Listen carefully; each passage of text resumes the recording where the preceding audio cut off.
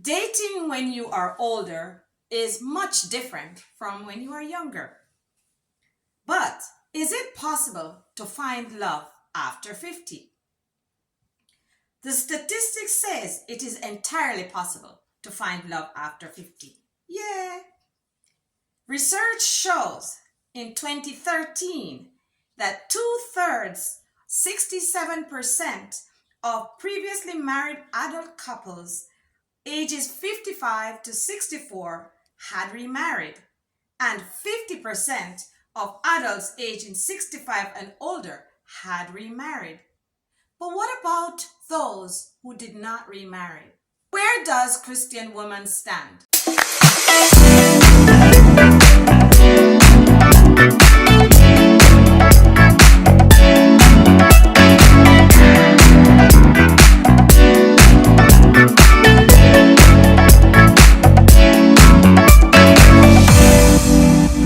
So where can Christian women find love after 50? It is interesting because I was reading a document and it showed me a lineup of items where women can find love. Not Christian women, women in general can find love. Here goes: the local bar, the gym, sporting events, the club, online forums, the church. Out of the lineup of 7 items, there were possibly 2 or 3 areas that a Christian woman can go to find love. So today, we're going to talk about finding love over 50. And I have with me my beautiful friend, Miss Aisha, who is going to be talking about her experience with finding love after a certain age. So, my friend Aisha, welcome to Uncovering My Voice. Thank you. You're Thank most you. welcome. So we're glad to have you here to share with us your experience as it relates to finding love. You know, Aisha, in our church, a lot of women are in our church who are experiencing this inability to identify love, to identify a partner Yes. in the church because they can't find men outside the church, but they are having difficulties finding a man inside the church. Yes. So I'm excited that you are here to share this journey because nobody wants to talk about it. Yeah. And it is a big deal. I have watched so many people who are lonely for long periods of their lives. Very true. And some of them never ever find love. Sometimes they give up. So I'm glad you're here You're to welcome. talk about this. You're welcome. So Aisha, tell me, who is Aisha? Who's Aisha? Well, my life is huge, I would like to say, but I'm a child of God first and foremost. I love it. I guide everything that I do in life is guided by what God wants. Yes. Christ has given up so much for us, but as a child of God, I too have made it a point to give up certain things for Him. Yes, yes. So Aisha, what do you do? Where are you from? Are you Canadian? Were you born here? I'm Guyanese by birth, and I've been blessed to be adopted. The Guyanese. Yeah, I've been blessed to be adopted, and hence came to Canada after being adopted. Oh, so the parents who adopted you took you to Canada. Yes. What a mighty God Yes. you serve. Yes, yes. And are you happy to be in Canada? I love being in Canada. It's changed my life completely. And I'm blessed with an amazing mom because my birth parents are both gone. Okay. So what do you do, Aisha? I am a program manager in a long-term care facility. Oh, nice. So I've been in the long-term care field for over 30 years, just about 31 years now. Oh, so I guess you are caring for people, and you know that even is a part of why we feel like it is important to have a partner to take care of us while we take care of them, because you're in the caregiving environment and you see what it means to have to depend on outsiders to care for you and all that loneliness that goes on with these people. So tell us, Aisha, have you been married before? I've never been married. I am looking to be married, and I've been blessed to be engaged twice. What? You got two opportunities? You got two opportunities. So you were engaged twice. That is not something you normally hear about. What happened? Tell us. Well, the first one I met in college, and this is what happens to a lot of young people. Yes. You're able to meet individuals because you're in the school environment where you're around hundreds of people. Yes. And then you're no longer there, and so now it becomes harder as you get older. Yeah. It becomes harder and harder. Yeah, I've never so I've known a lot of people who meet in college, and a lot of those relationships, they continue on and they, become married and so on. But I've also known, when I was in college, a lot of relationships blossomed in college, but then like poof, they just kind of disappear once college life ended. So both of them were in college? So what happened with me is that the first one, unfortunately, was with someone who didn't care to hear about Christ. Oh. And I tried. So that's where I came to realize, number one, getting a mate, a male, companion into the church is much more difficult than the guy getting the women into the church. So that's the first one. Oh, yeah. And the second one... I never really thought about that. Oh, yes. Because for the women, it's a wonderful thing for a guy with the Bible and want to go to church.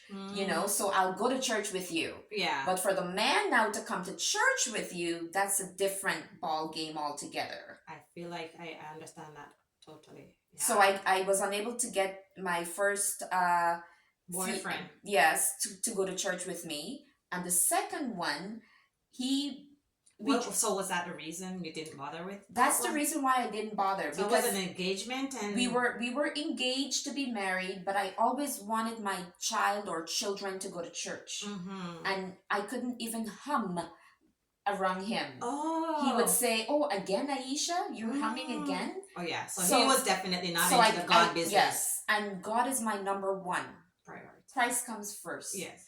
And the second one was wonderful. He was a Christian Adventist. I'm a Christian Adventist, but we just didn't mesh quite well.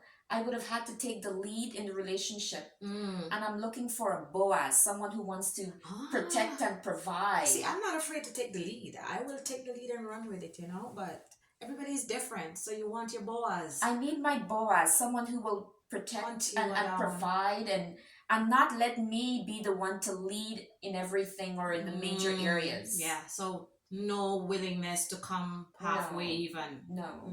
So that was the second. An engagement too before that went to an engagement as well. So did you break it off both times? I broke it off, but not only for that, also because he was not legal in the country. Oh. And so at the time my daughter was only about 3 years old.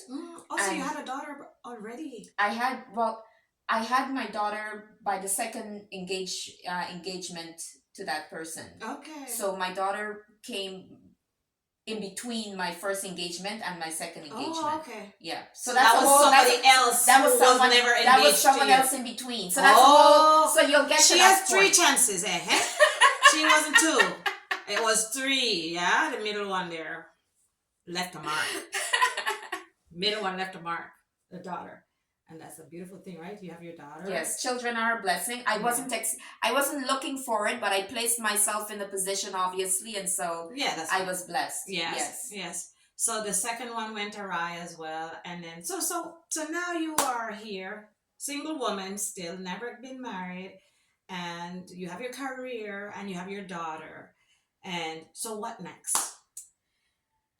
How old is your daughter? My daughter is 15 years old. 15 years old. So you have not been able to hone a Boaz since the second engagement. No. No more Boaz. I am seeking my Boaz. So tell me, do you think it's possible to find your Boaz in the church? You spoke to me earlier and you said you are turning 50 next month. I'm turning 50 next month, God's willing, yes. Yes. So do you think it's possible to find love after 50? Because you're not going to find it between now and next month. And even if you do, it's still after 50. Do you think it's possible for you to find love again, Aisha? Don't she look pretty? Look at her. Look at Aisha. Oh. Aisha, flash them that smile that you're flashing me there. She's making me blush. Because she is a beautiful girl. girl. thank you. So what do you think? Do you think you can find love? And if you think you can't, why? Why not? I believe that you can find love at any age. As I said, I work in long-term care, and I've seen individuals fall in love In a long-term care? in long-term care, asking to share the same room and everything in between, even with dementia. So there's a quote that I learned a long time ago that said, babies are born with the longing to be loved, and they never grow out of it. So we're always seeking Yes. love, We don't want to be companionship. alone. No. Yes, Very few people who say they don't want to be married and they don't want to have children. yes, Very few.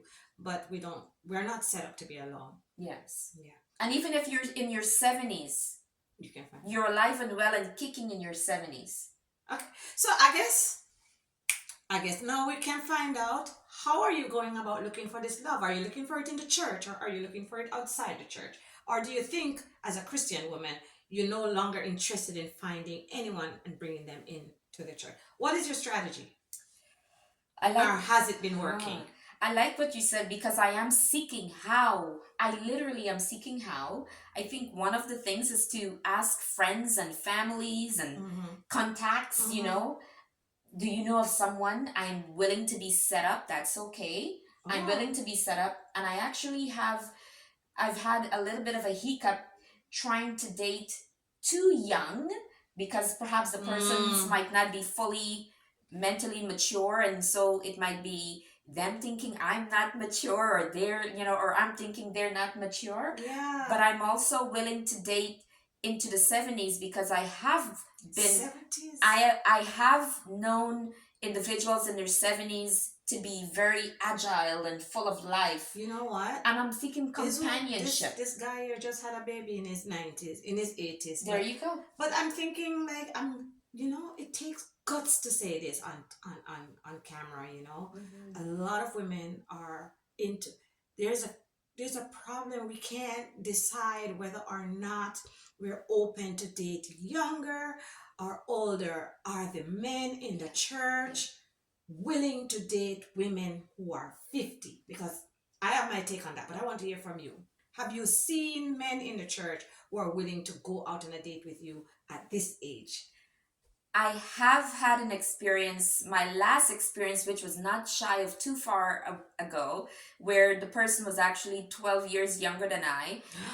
But he appeared mature, bigger and such. I'm a petite lady, Yeah. and So- very, very intellectual, and education and conversation is where I'm at. I love deep conversation about a lot of stuff, and he was there, but it did not last. And so it was a lovely learning experience, and it provided me with the knowledge that, hey, you still got it. And if I can attract someone 12 years younger, there's still hope. But Whoa. it's where to find them. So you're 50, so that person is 38. Yes. Yeah. You see, I don't know. But I'm no longer there, because it's not working. It's all right. That experience was That's all not right. good. But I'm glad you shared, because I know there's a lot of people there's pressing their toes and be like, oh, 12 years younger, because I don't know. I'm not saying I would never, because right now, I don't know. I've never thought about dating anyone younger than me, or I feel like it's because I have kids who are older now, 18 up. I would say, I don't know if I could date younger than me, but I know, like, you're giving a lot of people hope.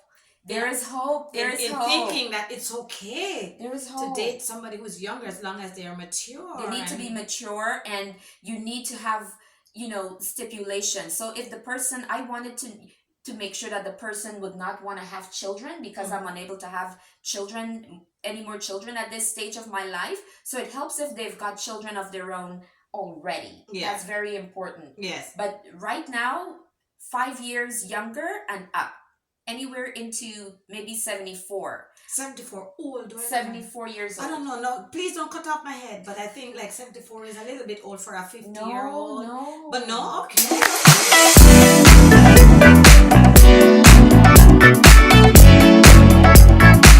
So you're saying that you are okay dating a 70-odd-year-old man, right? But what I want want to bring us to the point where I notice that the men who are 50 in the church are not looking at the women who are 50. What's the problem? They want to be able to date younger They want to ladies. date younger. So that's why is it okay then for the women to date younger men? I too? think it's okay. You think it's okay? But they need to be mature. For me, right now, I would expect the young man to be 45 and up. 45 and up. Yeah. All right. So what we're saying is, what is the problem with finding a man in the church? You are looking so long, you can't find somebody who is, in your age group. Why you have to go to 73? Why you have to go to 48, to 38, or 35? Why can't you date? What about the men in our churches? Where are they? What are they doing? You talk about going to Bible class and all Yes, this.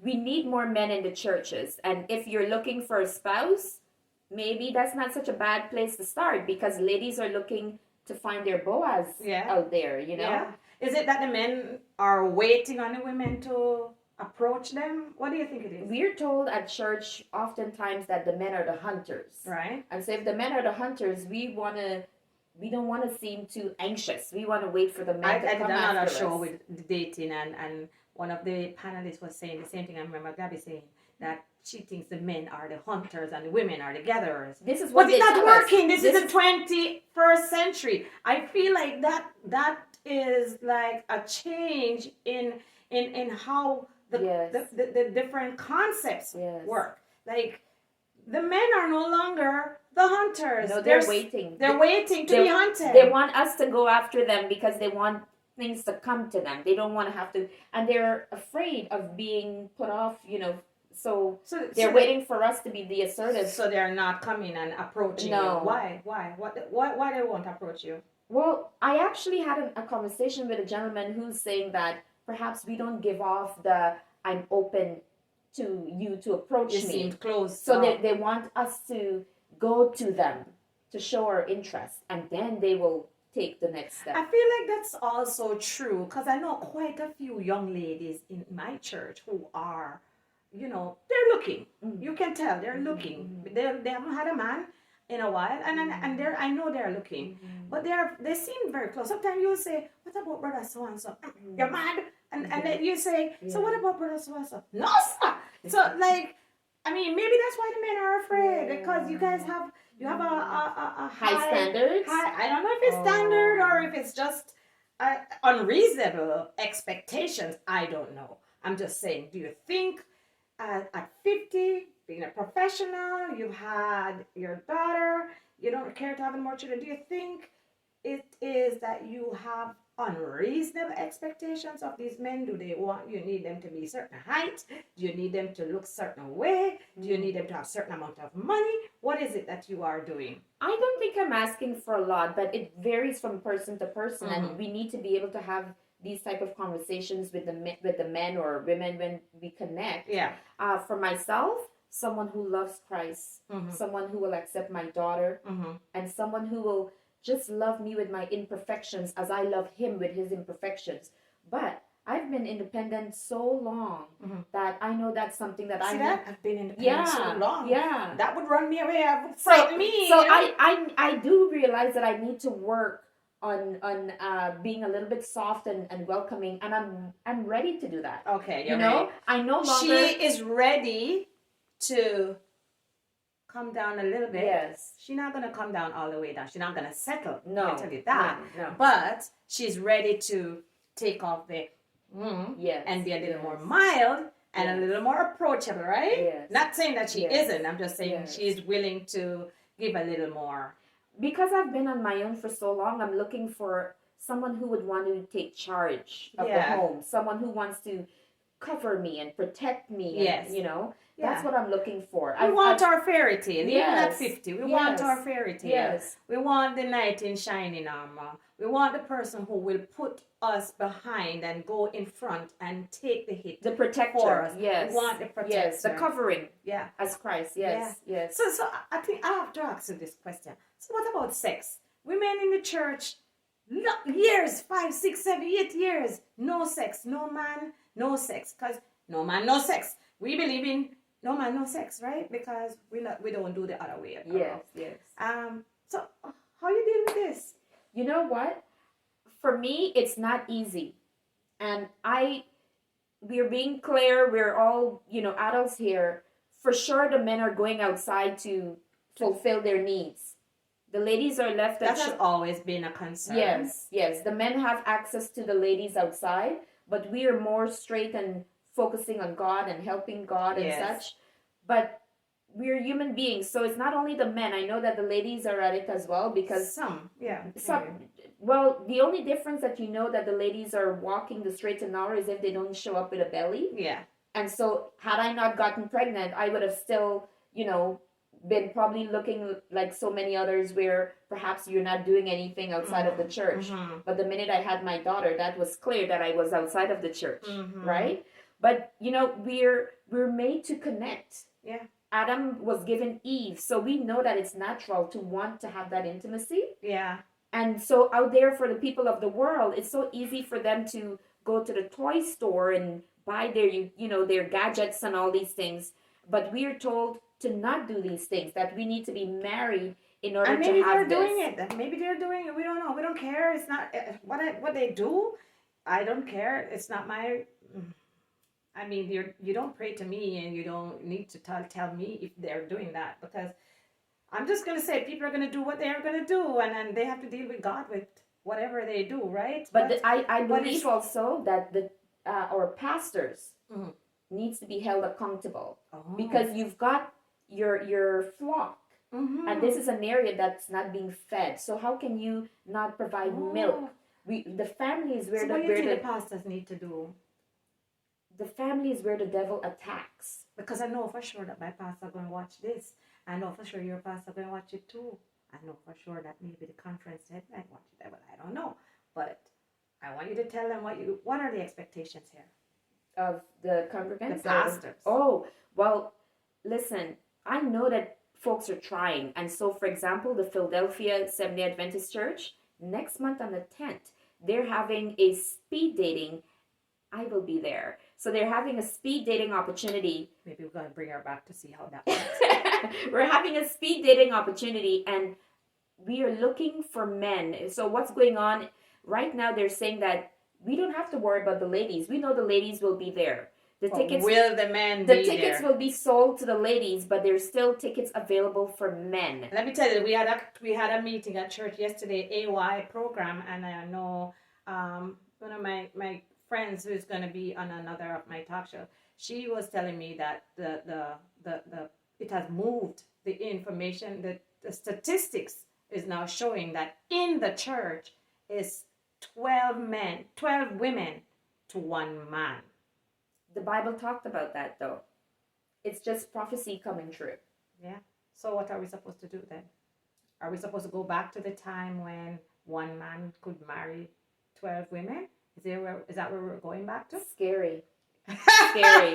We just need to focus on Christ and see where it all leads. But for sure, we need our pastors to assist us, because this is an area that's not being talked about a lot. I was being generous. We don't talk about the fact that these women are lonely. That's one thing. We don't talk about the fact that these women they need love, they need sex, they need all these things. They do. Yes. And they're not getting it. So what are they supposed to do? They don't talk about the fact that these women are miserable because of where they have found themselves at this time of their lives, that they are shelved. Over 50, you're shelved. Like, nobody wants to look at you, really, Yeah. And I don't know. So what are these women expected to do? What are these women expected to do? That's a question that I keep asking, and I hope we can find some answer, because I'm happy Aisha was bold enough to come up here and talk about that, because when I talk to my friends at church, they act as though it's okay, and I know it's not. It's not okay. And some of these things manifest themselves in different ways. They snap. Yeah. And some ladies are vulnerable to the men in the church because they know what they're doing. And and many of us, we've heard where it says, if you want to find a woman, go to the churches. And indeed, it's true. But we still have to be mindful. Ladies we need to be strong, because sometimes the men within the church themselves prey on the women in the church, because they know this is such a sensitive area, and that they're seeking mates and they're seeking So love. they mate. They do all their business, but they don't marry these women, and they don't marry them, right? And then we have to sit in church and go through this year after year. So it's caused us to be strong in our faith and in God. But all the help that we provide in the churches will not provide us with, that sense of love and connection. So the churches, they keep us busy, and we love to be busy. We love to be helpers. We do everything. We do everything in church, right? All the positions the ladies are taking up. Yeah, because I know some of my friends, they say, "Oh, I asked God to take away my capacity to want or to be, focusing on sex and all of that. I asked God to take it away, but I get myself involved. You channel your energy into doing God's work and stuff, but you can't go anywhere. It doesn't go anywhere. It's right here. It's right there, and you see the guy, and you like the guy, and you can't approach him because he's not looking your way, right? He's looking at the younger girl across the way. Yeah, the little ones coming up, and they're preying on the younger kids. Yeah. But is there any way? So people are looking on. I'm sure they are listening to this conversation, and I'm sure they are finding something that they can resonate with in what all that you have said. You have said a lot of things that a normal church-going woman would not talk about. I can't get nobody to talk about. But we still need more answers than anything else. So you are looking on, and there are other women who are in their 50s, over their 50s, who are looking on, who are watching this, and they want to know, how can they now change their approach to find love? What is now your new approach that you're going to use to find love in your 50s? Because you can't go beyond 50s, or you're not going to find nobody after that. I just know you need to do it now. What are you going to do differently? Well, here's the thing. I'm a big old nerd. I'm a nerd. So for everything that I need to know, I go to books. I've got a library at home with my own books. Okay. I've always gone to books. Oh, yeah, well, you talk about your books. Oh, well, so I've always gone to books. And so I started researching for myself. So a few things, ladies, start dressing a little bit more, gussied up. Just a little bit. Just a little bit. Right? It's nothing wrong with putting a little lip gloss on your mouth. Nothing wrong with putting on a little eyeshadow and fixing up yourself. Because the men are going out there, and that's what they're looking at, and that's who they're bringing into the church to sit right next to you. When Even the married ones. When they're telling you to not do this and not do that, they're going out and they're marrying. I agree with you. So I've come to this sense of peace within myself, and I've started wearing lipstick. And when ladies go to church, they mute everything, and guess what? Christ knows what you've muted. So just go ahead. He loves you. He loves you. You're loved. Don't need to mute for God. Yes, he sees everything. So if you want to wear your lipstick, you know your heart. You know you love God. Yeah. Let and anyone look how pretty else. You look. Oh, look how pretty you look. Yeah. Put some clothes on. Look good. And renew your mind. We need to renew our mind that we are valued. Yeah. We deserve love. You're not too old, and just put yourself out there. Put yourself out. Yeah. Put yourself together. And don't stay within that little box that you have. So if the person is a few years younger, thing. You have some people who are among people who are already married, people with relationships, and they stay within these groups, and these little groups tell them, don't bother do this, don't bother do that. Renew, go do your research. Yes. Renew your strategies. Yes. Leave those group of people who are already married and happily married. They have their companions, they have their life partners, and they are okay. You need to find your own peace and your own person. Yes. So do what you need to do, what you think is godly and what you think is right. Yeah. And also find out what's going on at the other churches. Visit some other churches. FYI, the Willdale Church and Emmanuel Church, packed in Seventh-day Adventist churches. Seventh-day Adventist. The congregation it's a large congregation, and I'm salivating because yesterday I went by and I thought, Oh my, it's so full of men of varied cultures, young and old. I just have to visit to find out perhaps if there's someone there for me. All right, I'm sure there will be. Now that you're doing this video, I'm gonna make sure that they get to watch this video, because you never know. You never know. Yeah. Sometimes they're right there in your home church too. Well, there's no one in my home church, sister. You never Not know. unless they're undercover or hiding, they're not in my church. You never know. But small churches are difficult.